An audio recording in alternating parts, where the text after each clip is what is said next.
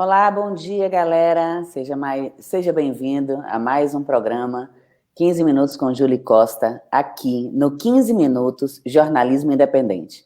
E hoje eu trago um convidado especial, o professor de Sociologia e diretor da CEP Lagos, tá? O Augusto Rosa. E ele vai comentar um pouco como vem sendo a mão, né? Como está acontecendo as aulas, se está funcionando ou não na rede pública e também das negociações que está havendo entre o governo municipal e estadual com o sindicato para a retomada das aulas presenciais. E, como aqui é tudo ao vivo, ele já está aqui conosco. Bom dia, professor. Seja bem-vindo ao 15 Minutos com Júlia Costa. É um prazer ter aqui a sua presença e a gente precisa dos seus esclarecimentos. Bom dia, Júlia. Bom dia para todo mundo que está aí nos assistindo. Eu queria já de antemão agradecer o espaço. A gente sempre agradece os espaços que são dados ao movimento social. E o que eu puder esclarecer e ajudar, estou aqui à disposição. Perfeito. É isso que a gente precisa. A gente faz um trabalho, né? O que eu sempre comento, a gente faz um trabalho de combate às fake news, né? E à desinformação. Então, nada melhor do que a fonte para dizer como está funcionando, né? Fica aquele disse-me disse, disse-me disse, as pessoas com dúvidas, sem esperança, sem saber o que vai acontecer. Então, hoje é uma grande oportunidade para o sindicato falar tudo que precisa e que tanto que precisa ser feito e o que está sendo feito. Então, a gente já vai logo no ponto, né? A primeira pergunta é justamente isso, professor. Como está funcionando as aulas neste momento de pandemia, se estão funcionando, né, no caso? Então, Júlia, a gente tem o CEP Lagos, ele abrange 4 redes, né? A rede municipal de Cabo Frio, de Arraial do Cabo de Búzios e a rede estadual também. Então, a gente está acompanhando as 4 redes e nas 4 redes nós temos problemas com relação à questão das aulas, né? A única rede que não aplicou algum tipo de trabalho remoto foi a rede de Cabo Frio, por enquanto, né? A gente ainda está em discussão, acredito que não vai aplicar. As outras redes já tentaram aplicar plataformas diferentes de uso de internet para tentar fazer uma espécie de substituição das aulas presenciais. O que a gente acha muito temerário, acha muito ruim, porque as aulas que são colocadas online ou aulas remotas, elas não podem ter um caráter de educação à distância, não podem substituir as aulas presenciais e aprovar, reprovar aluno como se fosse uma aula presencial. O aluno se inscreveu numa aula presencial, não podemos substituir o curso, porque há uma exclusão enorme dos alunos.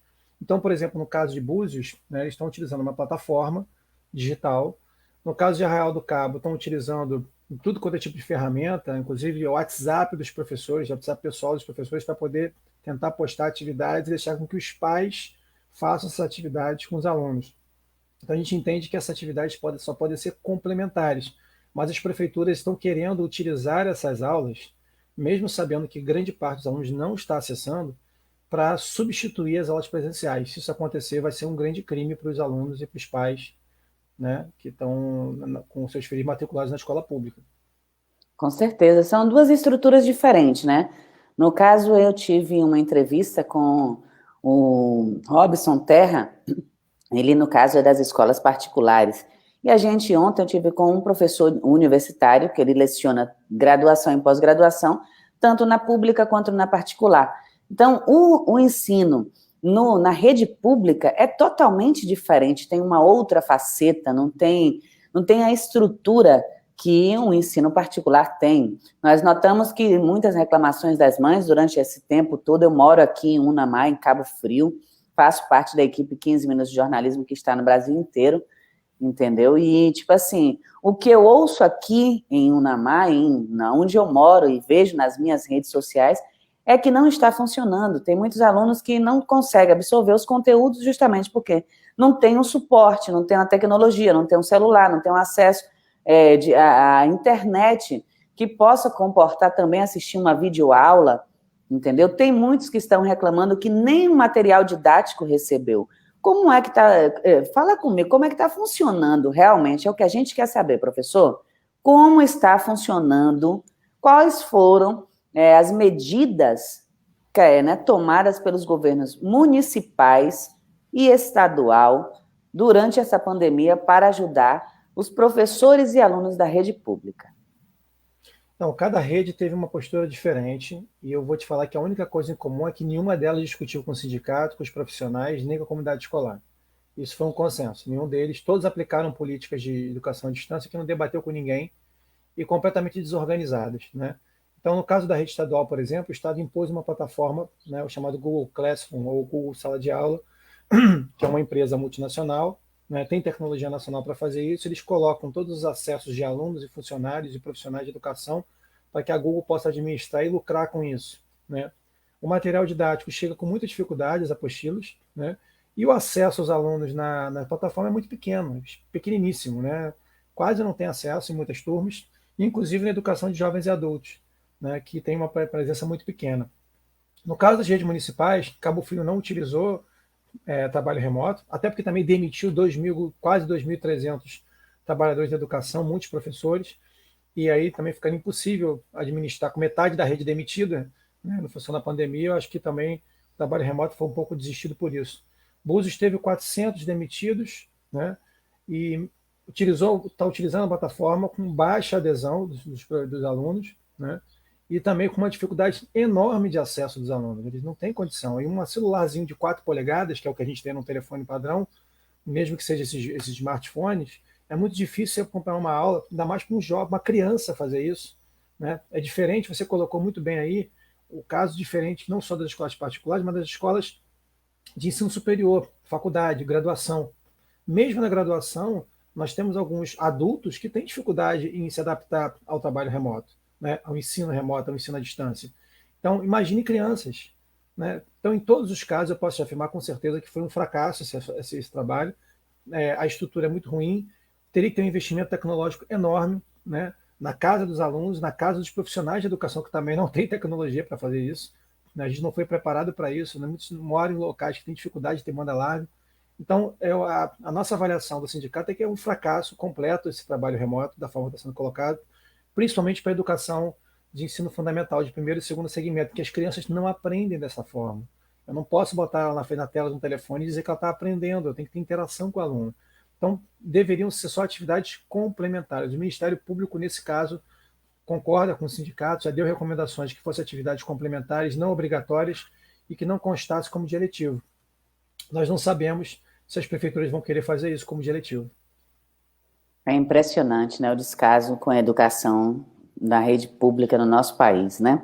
É muito triste que ainda tenhamos que ter, né, tanta luta para ter educação, né, para ter o direito básico de educação, né?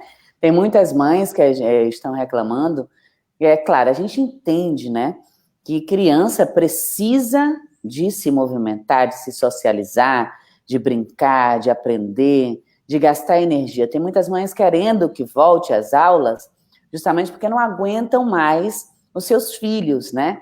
Esquecendo-se também que a parte, na escola, a gente, né, o que eu sempre converso com, tenho vários amigos professores, inclusive na minha família também, na escola, a criança, o adolescente, o estudante, ele vai para aprender matemática, português, filosofia, geografia, né? E em casa se ensina educação, se educa, né? O comportamento, outra coisa. E justamente dentro de casa, não havendo essa preparação, fica bem mais difícil para as mães e também para os alunos, porque as mães estando preparadas, elas também conseguem, tem muitas que estão conseguindo dar continuidade e ajudar seus filhos nesse momento, apesar de todas as dificuldades, né? Eu penso eu quero saber quais são as negociações, né, que vocês do sindicato estão fazendo com o governo estadual e com o governo municipal, de onde a CEP Lagos atua, tá, para a retomada das aulas presenciais, porque essa é a polêmica, na rede pública já retomou e agora dizem que vai retomar, sim ou não, como é que vai acontecer? Fala com a gente. Então, Julie, no caso, como eu falei, são 4 redes, né? Então, vou dar um panorama rapidinho das 4. Nenhuma das 4 redes ainda retomou as aulas, nem estado, nem município de Cabo Frio, Búzios ou Arraial do Cabo, mas todos estão ameaçando a retomada dessa volta às aulas, né? Então, o Estado está querendo anunciar a volta às aulas para o mês que vem, né? A gente tem, inclusive, uma assembleia agora, essa semana, da rede estadual, e a indicação é da gente estabelecer o que a gente chama de greve pela vida, assim o que aconteceu aqui em Búzios, que o prefeito também começou a convocar os profissionais administrativos, aqueles que trabalham com atividade pedagógica, com atividade com suporte pedagógico, né, que ajudam o professor. Começou a convocar os profissionais no meio da pandemia, no ápice da pandemia, que é o que está passando agora. Então, os profissionais foram obrigados a deflagrar greve, né, porque na greve você não fica tomando falta, né, não pode ser demitido por abandono de emprego, você protocola a greve para defender a vida do profissional. Então, a primeira coisa que a gente está fazendo é tentando negociar com esses governos, no sentido de mostrar os laudos médicos, os estudos que estão sendo colocados. A Fiocruz fez um belíssimo trabalho de levantamento sobre as condições das escolas, colocando que só há condições de volta quando você tem uma estabilidade numa queda significativa, não é só de óbito, não. É uma queda significativa de casos, aumento de testagem, aumento de espaço nas UTIs, né? Então ele faz um estudo dizendo que, comprovando cientificamente que não há condições de volta das escolas, que isso vai criar um aumento significativo da pandemia. Ontem, se eu não me engano, se salvo engano, tivemos um recorde de óbitos e de casos num só dia, porque as aberturas do comércio e alguns lugares também, algumas prefeituras estão abrindo as escolas, está fazendo com que aumente esse número de casos e contágio. Então a escola ela deve voltar, no nosso entendimento, pelo contexto que está o Brasil hoje, talvez só depois de uma vacina. As aulas presenciais não tem como voltar nesse momento.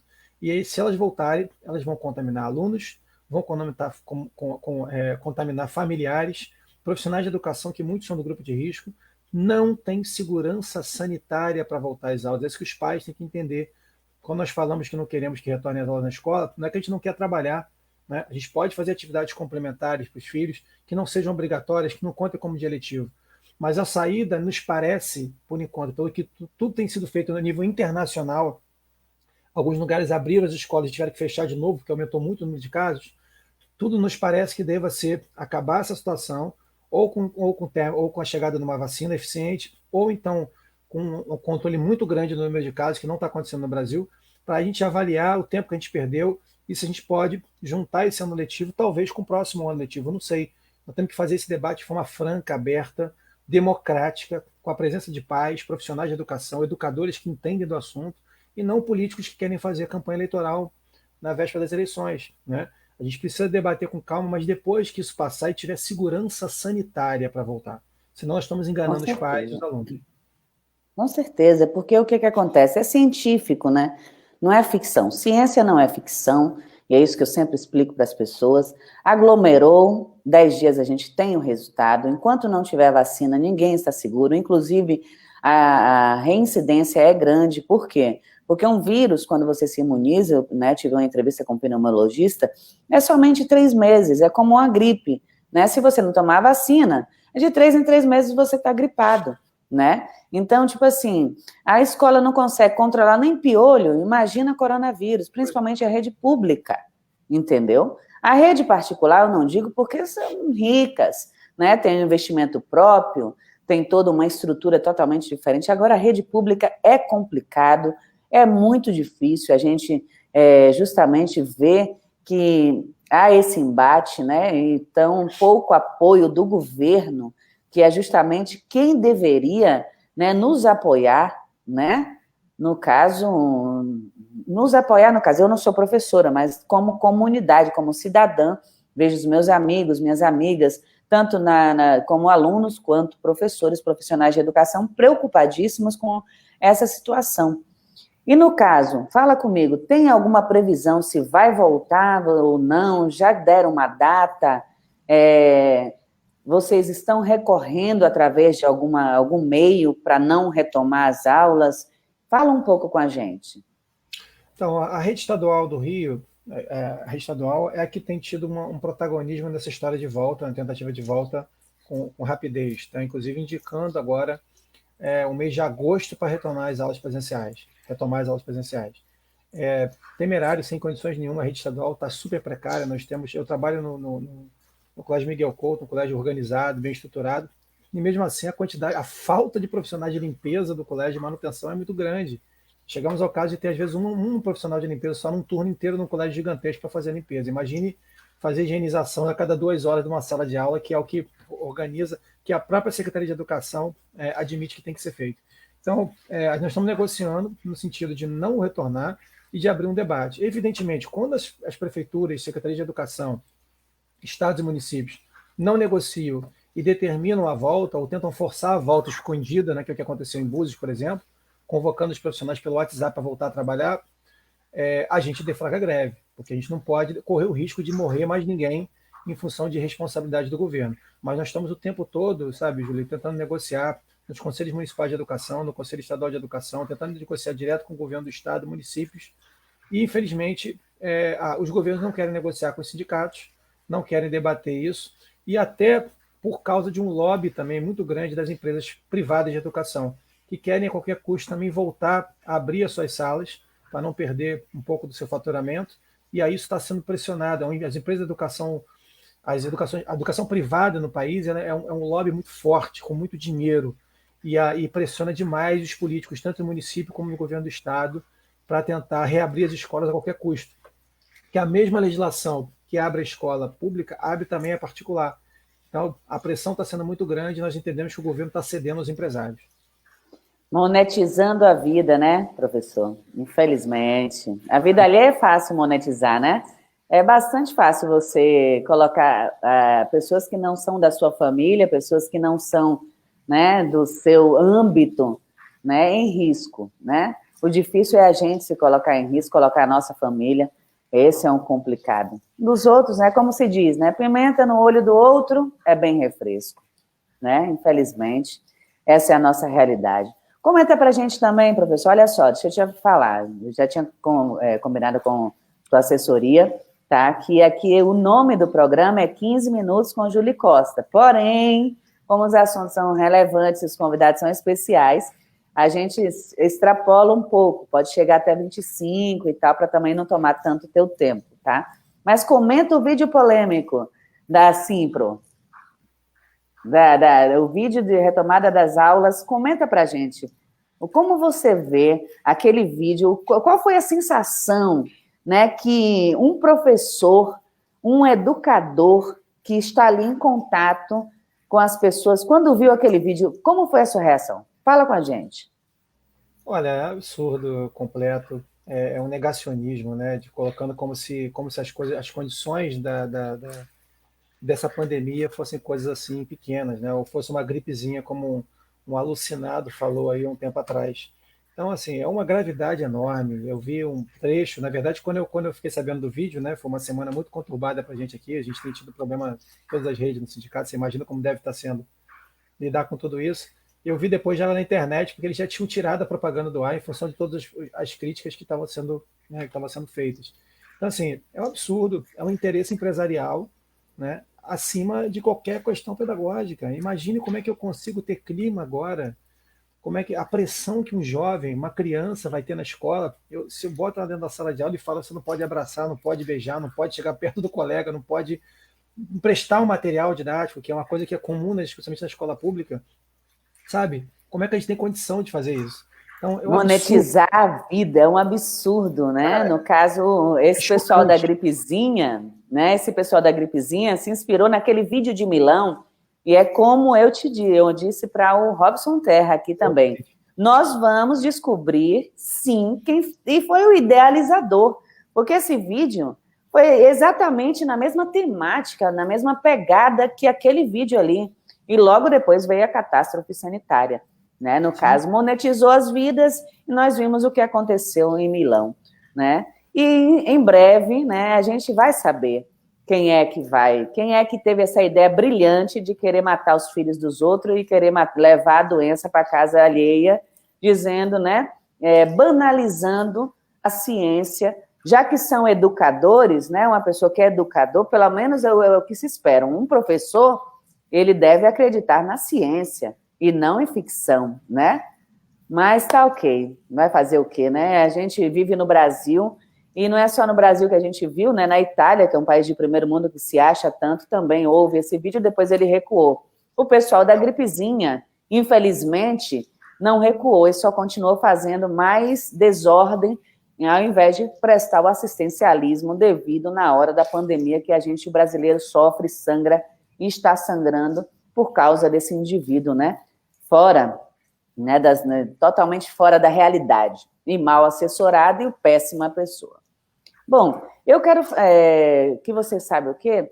Dê umas orientações, professor, que a CEP Lagos, né, o que a CEP Lagos está orientando, tanto para os profissionais, quanto para os alunos da rede pública do Rio de Janeiro, que vocês atendem, quais as orientações, se vocês têm algum material didático, qual é a assistência que vocês estão prestando, e também como eles poderiam, né, tipo assim, algum professor que tiver alguma dificuldade, porque eu não encontrei nenhum professor que quisesse me dar, aqui do Rio de Janeiro, me dar uma entrevista.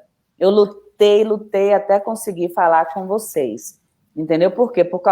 Tem medo de represálias, e nenhum estudante também não quis dar entrevista por medo de represálias, mas o sindicato vai falar a verdade toda agora, que essa é a nossa missão.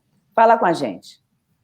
Então, a gente tem feito, Julie, uma tentativa muito grande de estar não só nos todos os espaços de meio de comunicação, por isso que a gente agradece muito o espaço que está colocando aqui para a gente, né, tentando estar em todos os espaços, entrevistas, espaços na rádio, televisão, né, ocupando para tentar esclarecer isso que a gente está debatendo aqui, que é importantíssimo nesse momento, tentar combater as fake news e principalmente explicar que esse papo de que protocolos milagrosos vão resolver o problema para voltar às aulas não existe. Então, a gente tem feito essa discussão, tem atuado junto com pais, com alunos, entidades do movimento estudantil, né, para debater a questão da volta às aulas, com a questão do trabalho remoto o tempo todo, e orientado os professores, orientado os alunos, né, no sentido, claro que os alunos têm as suas instâncias do movimento estudantil que definem o rumo que eles vão tomar, né, conversado com pais de não permitir que as escolas utilizem as aulas remotas com toda dificuldade como dia letivo obrigatório, não aceitem isso, e que não retornem à escola nesse momento de ápice da pandemia. Então a gente não produz, o sindicato não tem como tradição produzir material didático, isso não é papel do sindicato, mas a gente tem produzido bastante material, textos, orientações, tem divulgado, feito plenárias virtuais o tempo todo para debater com os profissionais, com a comunidade escolar, tentar esclarecer que todos os dados científicos comprovam que voltar à escola agora seria risco de vida, risco de morte para todo mundo. Então, a gente tem feito esse debate, esse trabalho de conscientização. Mas, evidentemente, que a força das prefeituras e do governo do Estado de fazer propaganda é muito grande também. Então, a gente tem aumentado o debate agora com esse risco iminente de volta, a gente tem conseguido ter mais espaço para debater isso, mas a gente sabe que ainda há muitos pais de alunos, há muitos alunos que estão muito enganados com essa situação da volta, como se isso fosse uma coisa positiva. Preocupado com o ano letivo. A gente tem que preocupar agora com as vidas das pessoas, senão não vão ter aluno depois para terminar o ano letivo, né? Então, a nossa preocupação agora é com a vida das pessoas. E estamos tentando fazer esse trabalho de conscientização. É difícil, é um pouco demorado, mas está dando resultado, porque a gente tem agora a internet e também tem as ruas, porque às vezes a gente vai para a rua fazer manifestação também, quando é obrigado a fazer, né? Cabo Frio, por exemplo, você é de Dinamarca, né? Cabo Frio, por exemplo, com a falta de pagamento do salário, é impossível sobreviver com a prefeitura que não paga salário. Não, então, aqui nos 15 minutos, nós somos apartidários, porém, nunca apolíticos, né? Entendemos e muito bem a política. É um absurdo a situação de Cabo Frio.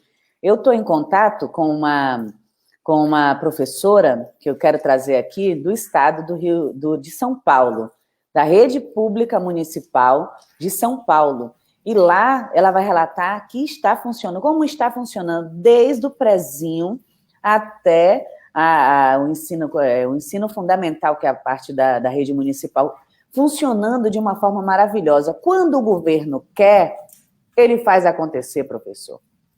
É dedicação, né? No caso, esse prefeito daqui de Cabo Frio, para mim, nem existe.